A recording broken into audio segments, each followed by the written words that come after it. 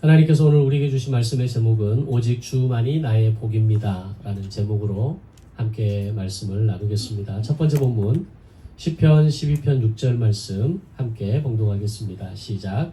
여호와의 말씀은 순결하며 흙 도가니에 7번 단련한 은 같도다.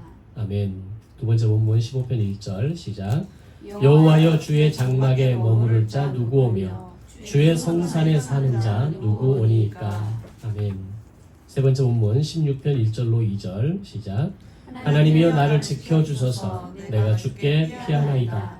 내가 여호와께 아뢰되 주는 나의 주님이시오니 주 밖에는 나의 복이 없다 하였나이다.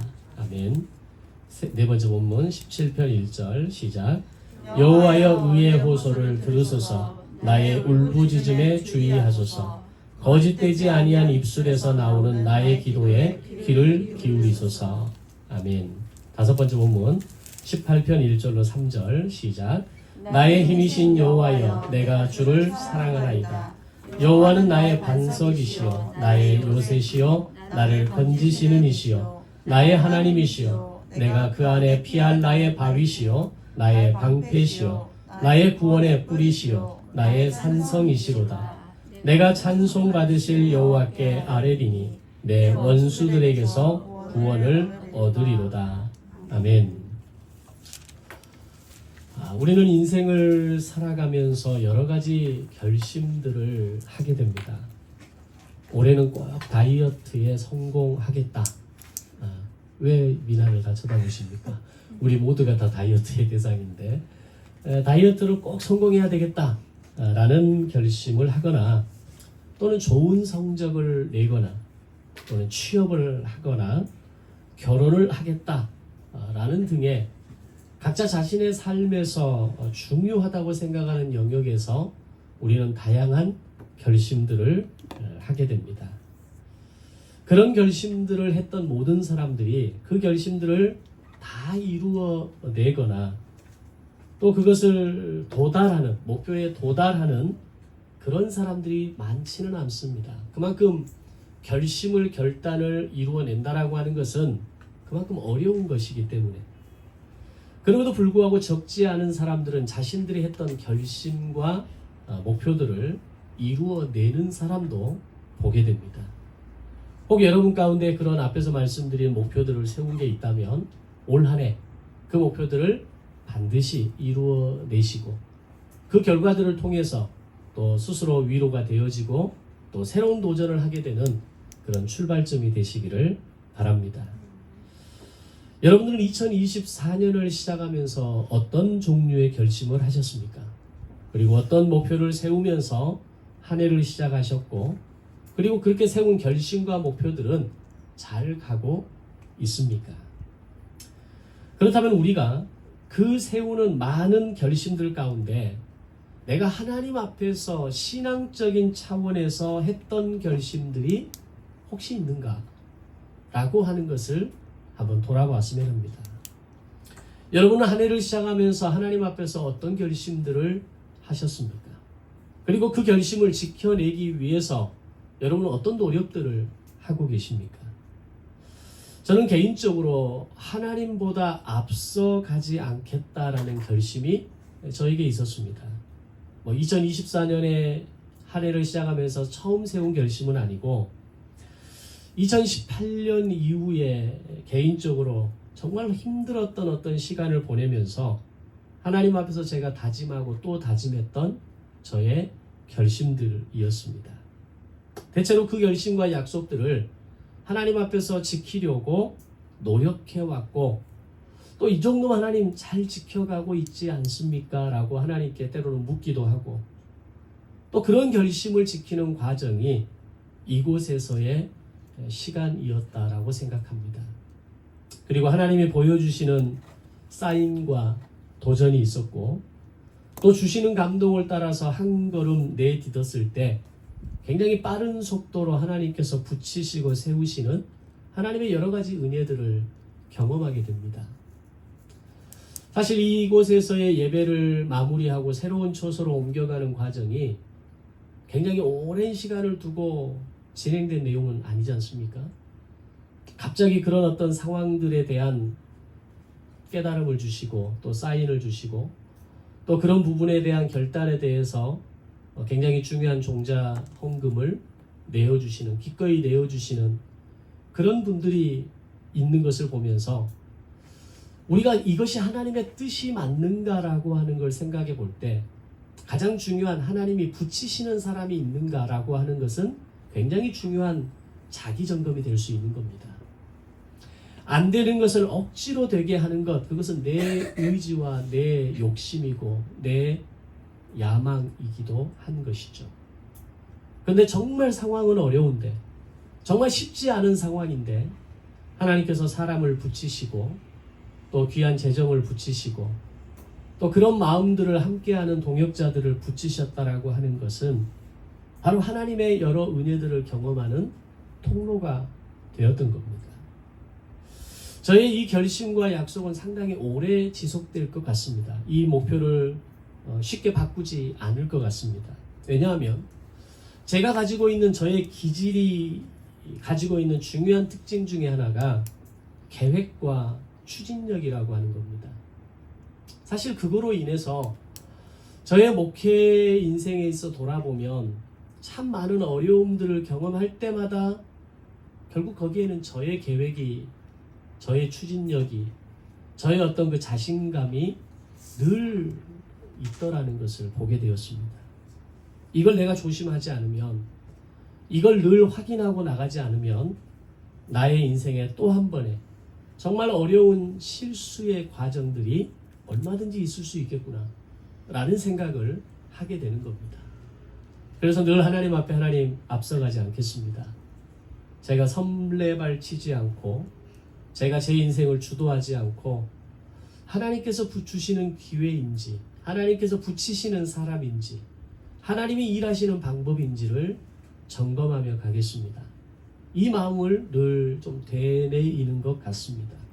그러다 보니까 조금은 더디 가는 것 같은데 실수가 많이 줄어드는 것 같고, 저의 가장 어떤 그 탁월함 또는 재능, 장점, 그것이 목회를 하게 되는 원동력이 아니라, 그것이 아닌 하나님의 어떤 도우심과 인도하심이 목회의 가장 중요한 기반이라는 것을 이제 와서 좀 깨달아가는 것 같습니다.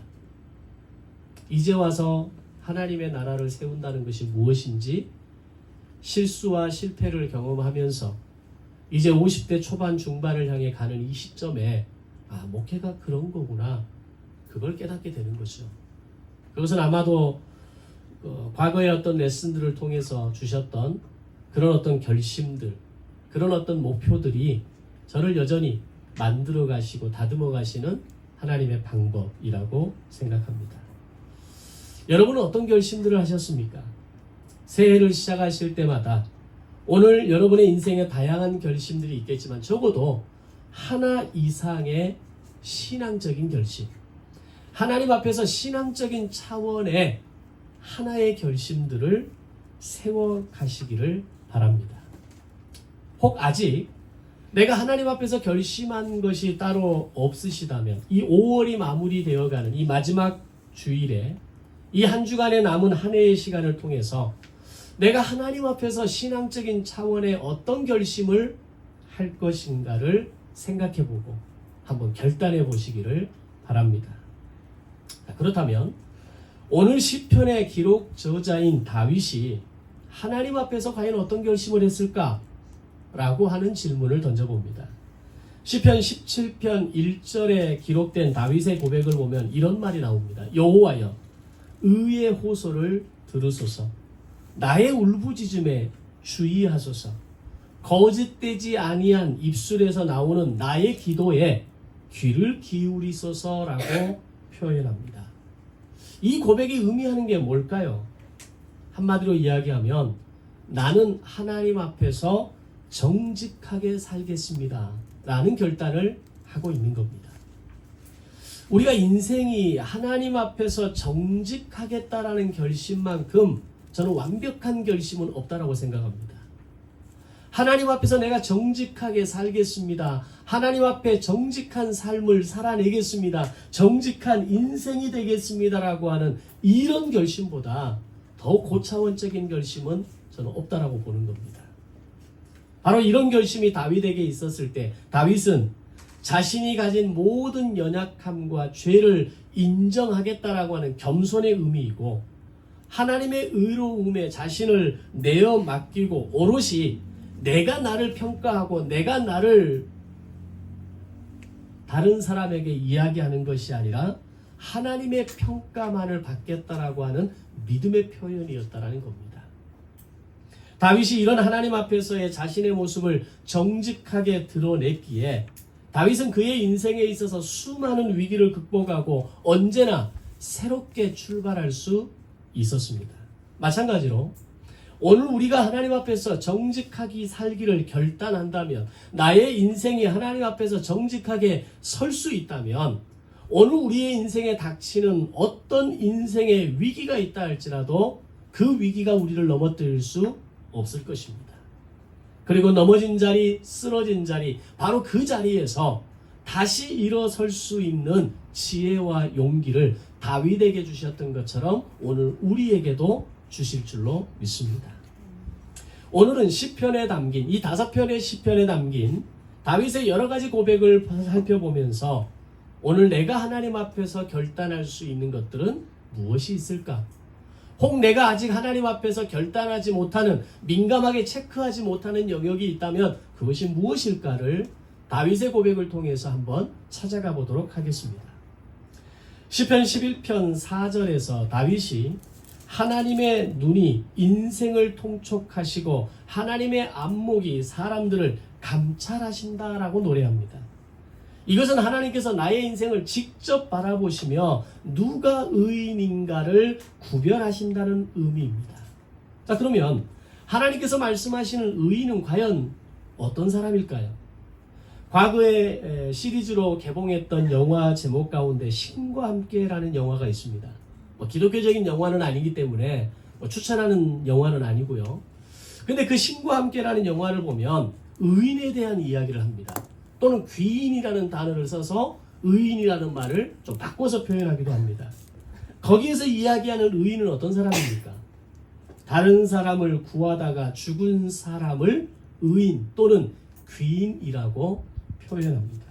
그렇다면 이 땅에 사는 동안 착한 일을 하거나 다른 사람을 위해서 자기 목숨을 대신 내어놓는 사람을 의인이라고 하는 것이 과연 맞느냐라고 했을 때 성경에서 말하는 의인은 전혀 다른 의미입니다. 성경은 죄가 없는 사람, 선을 베푸는 사람, 다른 사람을 위해 목숨을 내어놓는 사람이 의인이 아니라 자신의 죄를 고백하고 하나님 앞에 나아가는 사람이 의인이라고 말하는 것입니다. 그런 면에서 다윗은 진정한 죄인이면서 의인이었습니다. 다윗은 그의 평생을 사는 동안 결정적인 엄청난 죄를 지은 사람 아닙니까?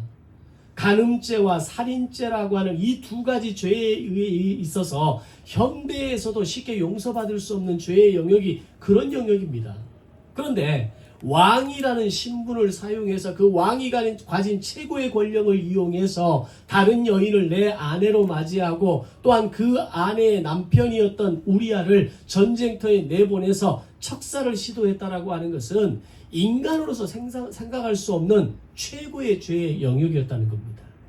그럼에도 불구하고 다윗은 철저하게 그런 자신의 죄를 하나님께 회개하며 자백하는 사람이었고 또한 그의 인생의 수많은 위기와 어려움을 처하는 환경에서도 그 중심을 흐트리지 않고 끝까지 하나님의 사람으로 살기를 결정했던 사람이었다는 겁니다. 그가 그렇게 할 수 있었던 것은 이유가 무엇이겠습니까? 하나님께서 나를 돌보고 계시는 분이시고 하나님이 나와 동행하시는 분이시고 비록 내가 지금 죄 가운데 있을지라도 그런 나를 끝까지 포기하지 않으시는 분이 하나님이라는 것을 믿는 믿음이 다윗에게 있었기 때문입니다. 바로 이 믿음이 하나님 앞에 정직하게 설 수 있도록 만드는 힘이었고 그런 다윗을 하나님은 의인으로 여겨주셨다는 겁니다. 세상적인 개념으로 보면 다윗 같은 인간을 의인으로 여겨주셨다? 이거는 도저히 이해가 안 되는 겁니다.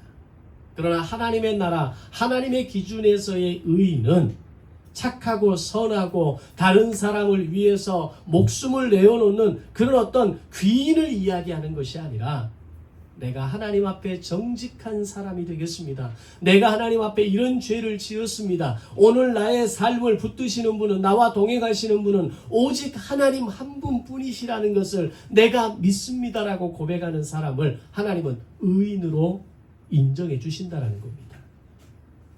다윗을 그렇게 바라봐 주셨다면 우리에 대한 하나님의 마음도 동일하지 않겠습니까? 어느 시편 기자는 시편 94편에서 지금도 우리를 바라보고 계시는 하나님에 대해서 이렇게 표현합니다. 백성 중에 어리석은 자들아 너희는 생각하라. 무지한 자들아 너희가 언제는 지혜로울까? 귀를 지으시니가 듣지 아니하시랴. 눈을 만드시니가 보지 아니하시랴. 라고 말씀합니다. 비록 우리의 지혜가 짧고 실수를 반복하는 어리석고 무지한 인생이지만 하나님은 여전히 우리의 소리를 들으시고 오늘 우리의 인생을 보고 계시는 하나님이라는 겁니다. 나를 들으시고 나를 보고 계시는 그 하나님을 내가 인정하고 그 하나님을 향해 집중하고 그 하나님 앞에 정직하게 서기를 결심만 할 수 있다면 오늘 다윗을 의인으로 여겨주시고 그의 죄를 용서하시고 그의 인생을 사용하셨던 하나님께서 오늘 우리를 의인으로 여겨주시고 오늘 우리의 인생을 사용하시고 동행하시는 이 원리는 다윗과 동일한 믿음의 원리, 또한 하나님의 어떤 그 기준, 말씀의 원리 가운데 우리를 향한 하나님의 은혜가 되는 것입니다. 따라서 우리가 하나님 앞에서 정직하게 우리의 연약함을 고백하고 우리의 죄를 자백할 때 우리의 죄를 보고 들으시는 하나님께서 다윗을 끝까지 포기하지 않으셨듯이 저와 여러분을 끝까지 포기하지 않으실 줄로 믿습니다. 그 하나님을 신뢰할 수 있다면 우리는 어떤 상황에서도 주님 앞으로 나아가는 것을 포기하지 않을 수 있는 것입니다. 바로 그것이 진정한 믿음이고 그것이 우리가 하나님 앞에서 가져야 하는 바른 태도이고 자세가 되어야 하는 겁니다. 그러면서 다윗의 결심은 시편 12편에서 하나님께서 의인과 악인을 구분하시는 중요한 기준 가운데 하나가 바로 입술의 말이라고 정의하면서 오늘 그 입술의 말을, 오늘 나의 인생을 제어하게 만드는 하나님의 그 말씀이 흙도가니에 단련된 은과 같다라고 하는 표현을 사용하고 있다는 겁니다. 하나님의 말씀이 그냥 나에게 필요에 따라 내가 구하고 내가 도움을 구할 때 내게 필요하고 내가 뭔가 어렵고 힘들 때 나에게 위로해 주시는 그런 말씀의 수준이 아니라 하나님의 말씀은 흙도가니에 단련된 은과 같다라고 고백을 하고 있는 겁니다.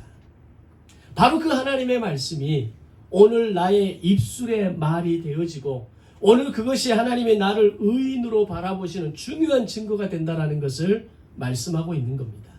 즉 하나님 앞에서 정직하게 자신의 죄를 고백하는 사람이 의인이며 그것이 단지 흉내내는 것이나 내용 없이 주문을 외우는 것이 아니라 그 입술을 통해 나오는 말을 통해 그가 의인임을 구별할 수 있다는 겁니다. 이것은 동시에 우리가 구원의 확신을 이야기할 때 매우 중요한 기준이 됩니다. 내가 어떤 말을 하는 사람인지, 나의 입술에 나오는 말이 어떤 말인지가 나의 구원을 증명한다는 겁니다. 다른 사람을 비난하고 비방하고 판단하고 정죄하고 끊임없이 불평과 불만의 말들이 내 입술의 말에서 쏟아져 나온다면 오늘 나는 의인의 입에서 나오는 말을 하고 있는 것이 아니라는 겁니다. 의인의 입에서 나오는 말, 하나님의 말씀에 그 단련된 정제된 은과 같은 말씀이 나에게 있다라고 하는 것은 용서하고 이해하고 포용하고 기다려주고 그를 격려하고 지지하고 그의 마음을 만져줄 수 있는 말이 입술에 나오는 말이어야 한다라고 하는 겁니다. 그럼 악인의 입술에서 나오는 어떤 말인가? 다윗이 말하는 악인의 입술은 거짓이 가득한 말입니다. 아첨하는 말로 두 마음을 말하는 말이고 자랑하는 말이 악인의 말이라고 이야기합니다. 당시 이스라엘을 둘러싸고 있는 모든 나라들이 다윗에 대해 늘어놓는 말들이 어떤 말들이었다고 생각하십니까? 아첨하는 말들이었겠죠. 어떻게 하면 다윗의 마음을 혹하게 만들 것인가? 어떻게 하면 다윗이 우리에게 선대하게 만들고 다윗이 우리에게 유익을 주는 그런 나라, 그런 왕이 될 것인가에 대해 모든 관심이 쏟아져 있지 않았겠습니까? 그러면서 다윗을 향해서 다윗을 만군의 왕이요 만왕의 왕이라 칭하면서 착각하는 말들을 끊임없이 쏟아부었을 겁니다.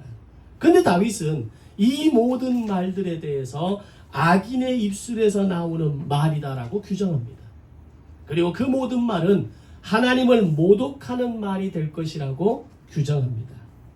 만약 다윗에게 자신이 들려지는 모든 말들을 구별할 수 있는 이런 기준과 지혜가 없었다면 다윗은 아마 하루아침에 무너지고 말았을 겁니다. 왜냐하면 다윗에게 잘 보이고 싶은 사람이 얼마나 많았겠냐라는 겁니다.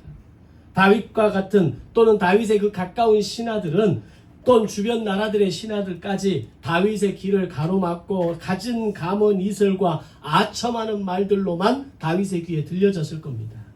그런데 다윗은 비록 자신의 주변에 악인의 말로 가득할수록 다윗의 귀는 하나님의 말씀에 귀를 기울이고 있었고 다윗의 입술은 자신의 죄와 연약함을 고백하는 의인의 입술을 선택했다라는 겁니다.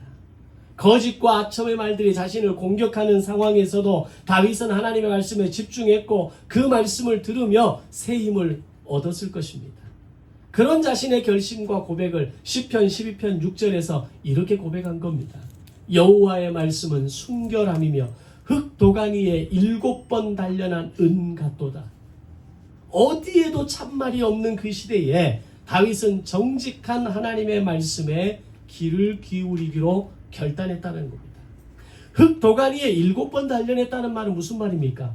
불순물이 전혀 없는 정제된 무결점 그 상태의 은혜 상태라는 겁니다.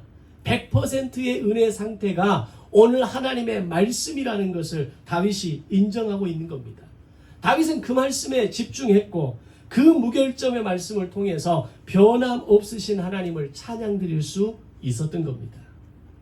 오늘 우리의 인생의 삶이 혼란스럽고 내가 무엇을 결정해야 될지 모를 때 지금 나에게 내 삶에 다가오는 이 모든 상황들이 과연 하나님의 뜻인지 아닌지를 구별할 수 없을 때 세상에 들려오는 모든 소리에 귀를 닫고 하나님께서 지금 나에게 주시는 말씀이 무엇인지 집중하는 자세, 그것이 바로 흙도가니에 단련된 무결점 상태의 은혜의 말씀이라고 이야기하는 다윗의 고백이 되는 것입니다.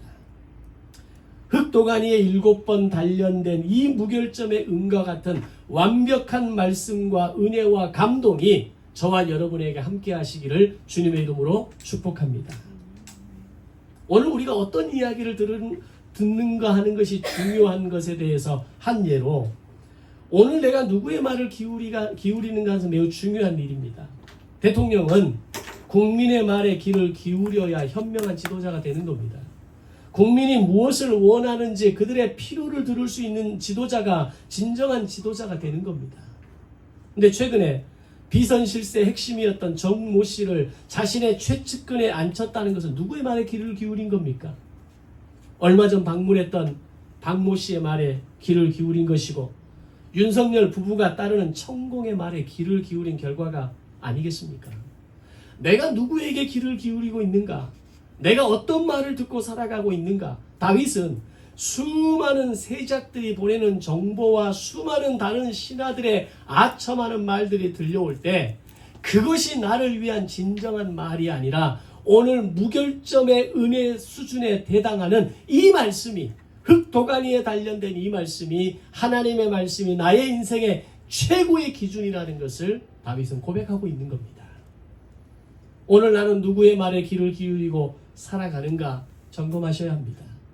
친구의 말에 귀를 기울이는지 유튜브의 말에 귀를 기울이는지 오늘 누군가의 말에 귀를 기울이면서 내가 가지고 있었던 중요한 말씀의 기준을 포기하고 살아가고 있지 않는지 점검해야 합니다. 중요한 결정을 내릴 때 나는 기준을 어디에 두는지 알아야 합니다. 다윗은 오직 하나님의 말씀에 귀를 기울였고 흙도가니에 7번 단련한 순도 100%의 은으로 비유되는 하나님의 말씀에 마음을 두겠다라고 결심했던 겁니다. 두 번째로 다윗은 주의 장막에 머무를 수 있는 사람에 대해서 고백합니다. 시편 15편 첫머리에서 여호와여 주의 장막에 머무를 자 누구오며 주의 성산에 사는 자 누구입니까?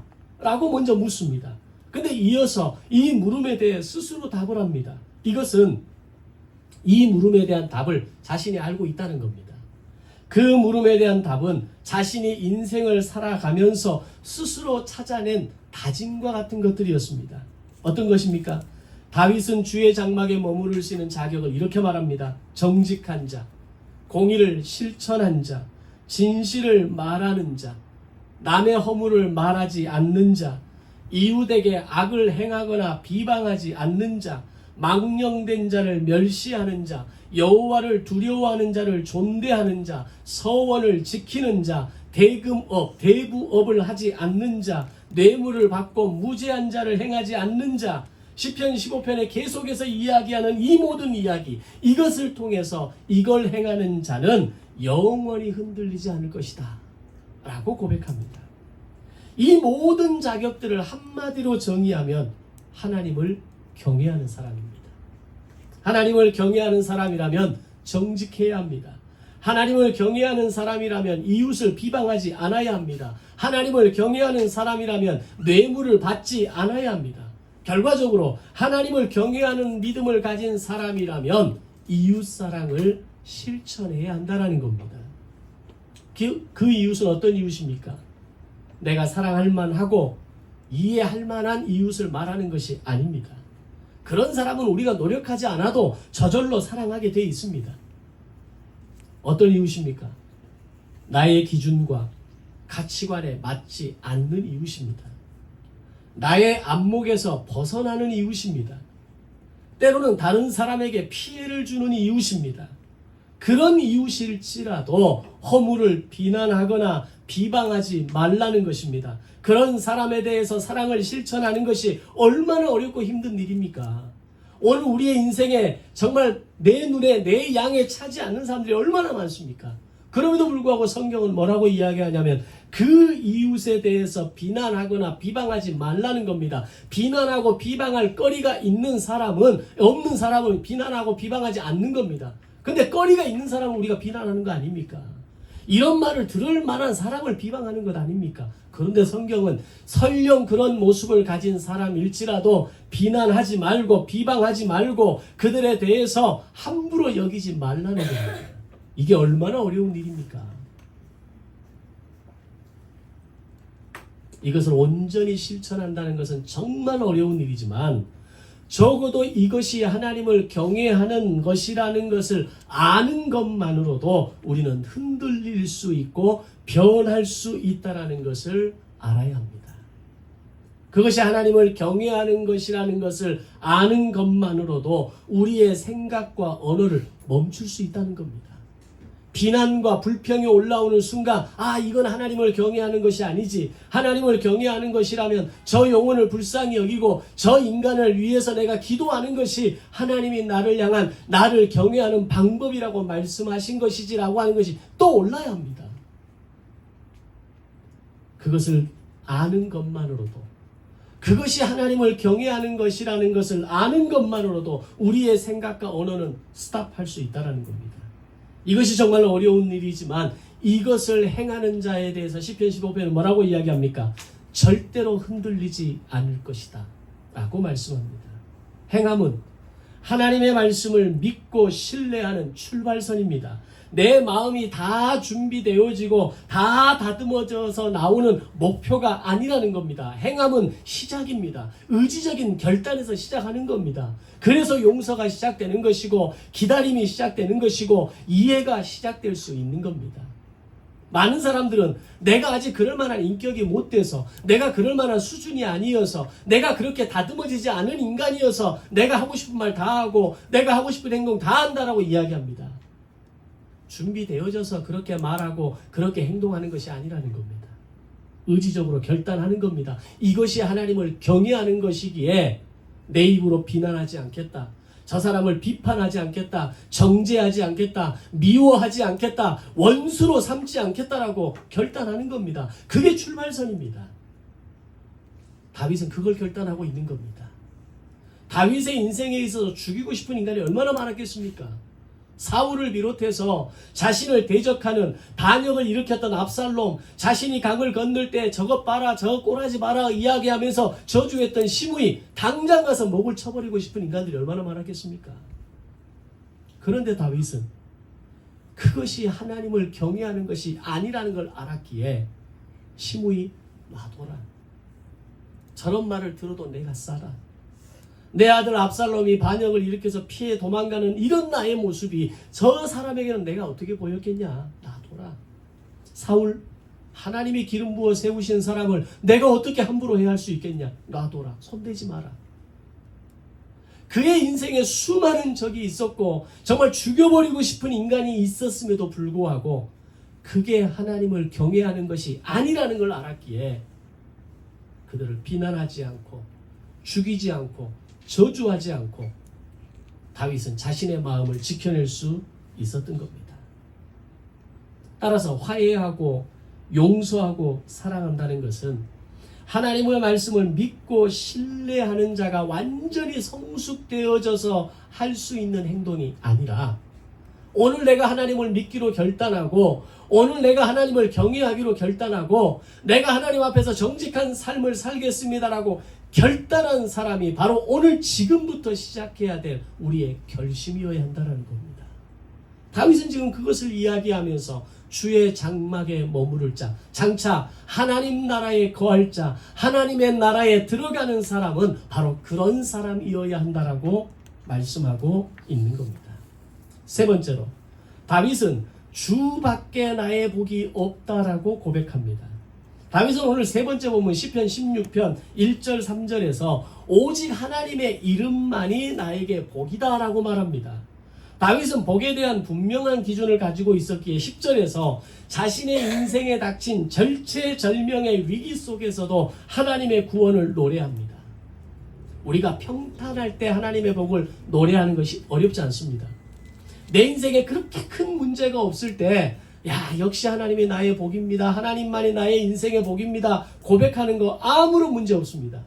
그런데 10절에서 뭐라고 이야기합니까? 내가 스올, 즉 죽은 자들이 거하는 지하 세계와 같은 지옥 같은 세계, 이게 스올입니다. 그 상황에서도 생명의 근원 되시는 하나님을 믿음으로 절대로 그 하나님은 나를 멸망시키지 않을 것이라는 믿음이 다윗에게 있었다는 겁니다. 그런 다윗의 입에서 나오는 고백이 주밖에 나의 복이 없다라는 겁니다. 우리는 조금만 어려움이 다가와도 조금만 내 마음이 괴로운 상황을 만나도 누군가 나를 험담하고 누군가 나에게 악을 끼치고 나의 마음을 상하게 하는 일을 만나는 순간 바로 원망과 불평과 저주가 쏟아져 나오지 않습니까? 근데 다윗은 그 수올 같은 상황, 그 하데스 같은 상황 가운데에서도 주님은 나를 버리지 않으십니다. 주님은 나를 지키고 동행하십니다. 그 하나님을 신뢰하며 주밖에 나의 복이 없다라고 고백하고 있는 겁니다. 오늘 여러분의 인생 가운데 수올 같은 인생의 직면에 있는 분들이 계십니까? 죽은 자들이 거하는 것 같은 지하세계, 하데스와 같은 상황을 경험하고 계십니까? 수올, 하데스 다 같은 개념입니다. 지옥 같은 세상입니다. 죽음 같은 세상입니다. 그런 인생의 시간을 여러분 경험하고 계십니까? 그런 인생의 고통과 아픔의 상황 속에서도 결코 하나님을 믿고 의지하는 삶을 포기하지 않고 갈 수 있습니까? 그러면 다윗의 고백이 내 고백이 되는 겁니다. 오직 주님이 나의 복입니다. 여러분 쉽게 포기하지 마십시오. 쉽게 절망하지 마십시오. 내가 정말 간절하게 원했던 것들이 이루어지지 않고 정말 어려움에 또 어려움이 더해지고 또 고난에 고난의 삶이 더해진다 할지라도 10절의 다윗의 고백이 진정한 신앙의 고백이라는 것을 믿으셔야 합니다. 그 어떤 상황에서도 하나님을 믿는 믿음을 포기하지 않고 부활과 영생을 확신하는 이 다윗의 신앙 고백이 저와 여러분의 신앙 고백이 되시기를 바랍니다. 또한 16절 5절에서 여호와는 나의 산업과 나의 잔의 소득이시니 나의 분을 지키시는 분입니다 라고 고백합니다. 이 말씀의 의미는 하나님을 믿는 사람은 자신이 가진 이 모든 소유가, 나의 모든 지위와 나의 모든 명예가 내가 이루어 놓은 결과물이 아니라 하나님으로부터 오는 것임을 믿는 사람입니다.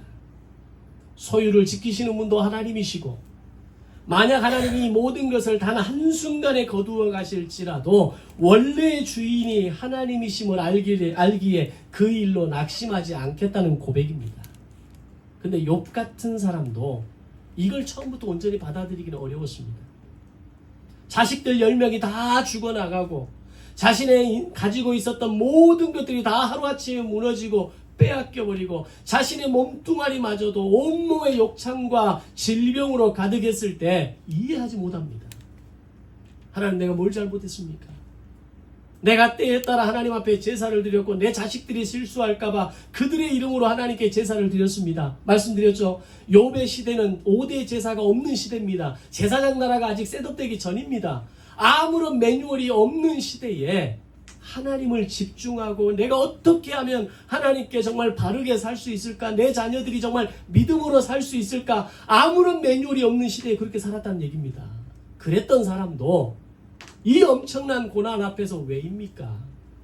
왜 이런 고난이 나에게 임하는 겁니까? 하나님을 원망하면서 친구들의 위로해 주지 않는 친구들을 향해서 너희들이 나를 또 죽이고 있구나, 나를 좀 위로해 줬으면 좋겠다, 이런 고백을 하는 것 아닙니까? 근데 다윗은 이런 믿음이 있었기에 어떤 형편에서도 하나님에 대한 믿음이 흔들리지 않았다는 겁니다. 인생 가운데 물질 앞에서 흔들리지 않을 사람이 누가 있겠습니까? 여러분들이 정말 지난 30년, 40년, 그리고 이제 직장 생활을 해가고 있는 우리 10년 가까이 되어가는 우리 모든 청년들에게 있어서 여러분의 물질이, 여러분의 통장의 잔고가 하루아침에 빠져나간다고 생각했을 때, 어느 날 건강이 무너지고, 어느 날 집안에 어려운 일이 생기고, 어느 날 심각한 내 인생의 위기가 왔을 때, 그 물질이 하루아침에 빠져나갈 때 힘들지 않을 사람 어디 있겠습니까? 불안하지 않을 사람이 어디 있겠습니까? 그러나 이 물질이 내 것, 내 소유라고 생각한다면 불안할 수밖에 없는 인생이 되는 겁니다. 채우시는 분도 하나님이시오, 거두어 가시는 분도 하나님이시오. 오늘 나의 인생에, 내 인생의 모든 생사화복을 주관하시는 분이 하나님이시는 것을 믿는다면 물질은 더 이상 내 것이 아니라 하나님이 나를 통해 나에게 맡기신 것이고, 그 물질이 흘러가는 곳으로 흘러가야 한다는 것을 아는 것이고, 오늘 나의 인생이 물질에 대한 청지기의 태도와 자세로 하나님 앞에 설 수 있는 겁니다. 내 인생에 하루아침에 내 목숨이 사라진다면 그 죽음을 바라보면서 안타까워하지 않고 아쉬워하지 않을 사람이 어디가 있겠습니까? 엊그저께 노예 안에 한 목사님이 갑자기 돌아가셨어요. 정말 건강하신 분이거든요. 이제 61세인데 한때 암으로 투병하다가 그게 다 나았어요. 그리고 이제는 다 나았다고 했고 건강하다고 생각하고 한 보름 전에 노예 행사를 할 때 가서 만났습니다. 요즘 건강하시냐고, 형님 어떻게 지내시냐고, 좋다고. 근데 갑자기 그저께 돌아가셨어요. 심장에 숨이 안 쉬어진다는 거예요. 숨이 안 쉬어지면서 결국 심장의 어떤 증상으로 바로 병원 가자마자 가기 전에 돌아가신 겁니다. 인생을 누가 장담할 수 있겠습니까? 내 생명이 적어도 오늘은 아니다라고 말할 수 있는 사람이 누가 있겠습니까?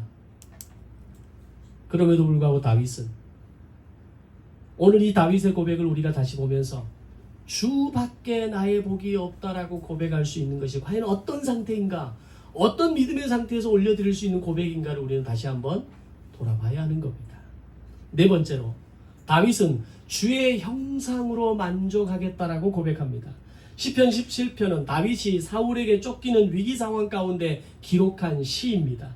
다윗은 자신이 공고함에 있을 때마다 불평과 불만을 쏟아놓기보다는 하나님 앞에 자신의 처지를 정직하게 고백하면서 이 공고함에서 나를 구해주실 분은 오직 하나님뿐입니다. 내가 주의 형상으로만 만족하겠습니다라는 고백을 다윗은 멈추지 않습니다. 근데 다윗은 어떤 사람입니까? 정치가이면서 군인이면서 이스라엘을 가장 강력한 나라로 이끌었던 위대한 왕이었습니다. 그런 위대한 왕이 자신이 처한 모든 공고함과 위기의 상황 때마다 하나님께 집중하기가 쉬울 것 같습니까? 이건 진짜 어려운 겁니다. 내가 가진 권력이 더 눈앞에 보이는 것이고, 내가 소유하고 있는 물질이 더 눈에 보이는 것이고, 나를 모든 사람이 존경하고 있기에 그들 앞에서 내 위신과 나의 어떤 이 명예를 보여주는 것이 최고의 관심사 아닙니까? 근데 다윗은 자신이 이런 탁월한 사람임에도 불구하고, 최고의 왕이었음에도 불구하고 하나님 앞에서는 거룩한 시민이었고 하나님 나라에서는 신하였으며 하나님의 종으로 낮아졌던 사람이었습니다. 그런 그가 나는 주의 형상으로 만족하겠습니다, 이런 고백을 할 수 있는 겁니다. 그의 이런 모습이 어떻게 만들어질 수 있었을까요? 하루아침에 만들어졌을까요? 기도하는 사람이었기에, 조금 말을 바꾸면 하나님과 교제하는 사람이었기에 바로 이런 모습이 만들어질 수 있었던 겁니다. 들판에 양을 치는 목동으로 살아갈 때 그 추위와 그 맹수의 공격과 위기 가운데 하루하루를 버티는 것, 하룻밤을 넘기는 것이 고난이었을 겁니다. 그때 다윗이 의지할 수 있었던 것은 뭐겠습니까? 힘없는 양 수백 마리였겠습니까? 그 들판에서 하나님과 교제하면서 하나님이 나의 지팡이가 되시고 나의 막대기가 되셔서 나를 푸른 초장으로 인도하시고 나를 쉴만한 물가로 인도하셔서 그 어떤 대적악과 맹수 앞에서도 그들을 물리치게 하시는 하나님과 교제하는 마음이 이런 다윗의 모습을 만들 수 있었던 겁니다. 교제한 경험이 없는 사람은 하나님으로 만족한다는 이 말을 이해할 수 없는 겁니다. 하나님과 교제하고 하나님과 대화하고 하나님이 내게 주시고 공급하시는 이 은혜를 경험하지 않은 사람이 하나님으로 만족한다는 말을 어떻게 이해할 수 있습니까? 부족하면 사면 되는 것이고 없으면 나가서 일하면 되는 것이고, 내가 뭔가 부족하고 내가 뭔가 지금 어려운 상황이면 그 문제를 해결하기 위해서 피나게 노력하면 된다라고 생각하는 사람이 어떻게 하나님으로 만족하는 걸 알겠습니까? 하나님과 교제하는 사람은 나의 인생의 모든 위기 때마다, 어려움 때마다, 고난 때마다, 고통 때마다 그 하나님을 집중하면서 오직 주의 형상으로 내가 만족하고 오직 그 주의 말씀으로, 그 입에서 나오는 말씀으로 내가 오늘을 살겠습니다 라고 고백하고 그 경험을 한 사람만이 오직 주의 형상으로 만족하겠습니다, 이 고백을 할 수 있는 겁니다. 여러분, 주님과 교제하고 계십니까? 다른 말로 바꿔서 여러분 기도하고 계십니까? 교회를 새로운 처소로 옮기면 이제 아침 기도를 좀 시작하려고 합니다. 새벽 예배는 너무 어려운 상황이고 현대 구조상은 좀 안 맞는 것 같고, 그래서 그래도 불구하고 아침 기도를 좀 시작해 보려고 해요. 물론 제가 강의 때문에 이제는 군부대 강의를 들어가기 때문에 군부대 강의를 들어가면 2박 3일, 육군은 2박 3일, 공군은 1박 2일을 들어가는데, 그럴 땐 또 제가 아침에 있을 수 없는 날이 하루 이틀 있겠죠. 그럴지라도 저와 함께 할 수 있는 날은 함께 아침에 기도를 드리시고, 함께 할 수 없는 분들은 그냥 나오셔서 아침 기도를 시작하는 겁니다. 여러분의 자리에서, 예배당의 자리에서, 여러분이 있는 그 직장과 여러분의 삶의 자리에서 하나님과 교제하시기 바랍니다. 그 교제와 그 만남이 풍성함으로 이루어질 때 주의 형상으로 만족한다는 게 이런 거구나, 어려움과 고난이 있을 때 주님께 집중한다는 것이 이런 거구나 라는 것을 깨닫게 될 것입니다. 마지막 다섯 번째로, 다윗은 내가 주를 사랑하나이다 라고 고백합니다. 다윗의 찬양시로 알려진 이 시편 18편은 다윗이 왕으로 즉위할 때 자신의 인생을 돌아보면서 하나님께 감사하며 올려드린 시입니다. 다윗은 자기가 왕이 된 것이 자신의 노력으로 된 것이 아니라 오직 하나님을 신뢰한 결과임을 고백합니다. 그 고백을 노래로 바꿔 올려드립니다. 나의 힘이 되신 여호와여, 내가 주님을 사랑합니다. 주는 나의 반석이시요 나의 요새시라. 다윗의 인생을 보면 다윗이 정말 노력한 게 없습니까? 왕이 되기 위해서 정말 그 죽음의 위기가 처해 있을 때마다 정말 몸부림치면서 그 위기를 피해가고 도망다니면서 하나님의 그 은혜를 구하면서 다니는 그 모든 시간 가운데 정말 다윗의 노력은 아무것도 없는 겁니까? 그럼에도 불구하고 다윗은 오직 주님이 은혜로 말미암아 내가 왕이 된 것이 내 노력으로 된 것이 아니라 하나님의 노력과 하나님의 열심으로 내가 왕이 되었다라는 고백을 하고 있는 겁니다. 그래서 다윗은 내가 주님을 사랑하나이다 라고 고백하는 겁니다. 여러분 나름대로 참 열심히 살아가고 계시죠? 여러분에게 주어진 직장, 생업의 현장에서 정말 최선을 다해서 살아가고 계시죠? 내 힘으로 사는 게 아닙니다. 그거 내 힘으로 하는 거 아닙니다. 주님이 나와 동행하시기에, 주님이 나와 함께 하시기에 우리가 오늘 그 자리를 버티고 견디고 이겨가신다라는 것을 믿음으로 고백하시기를 바랍니다. 바로 그런 사람이 내가 주를 사랑하나이다 라고 고백할 수 있는 것입니다. 내가 하나님의 명예를 지켜드리면 하나님이 내 명예를 지켜주십니다. 내가 하나님의 이름을 높여드리면 하나님이 내 이름을 높여주십니다. 내가 하나님의 영광을 위해서, 하나님 나라의 영광을 위해서 헌신하면 하나님이 나를 책임져 주십니다. 아멘. 이런 고백이, 이 다윗의 5가지 고백이 갖고 있는 중요한 뿌리가 되어지는 것입니다.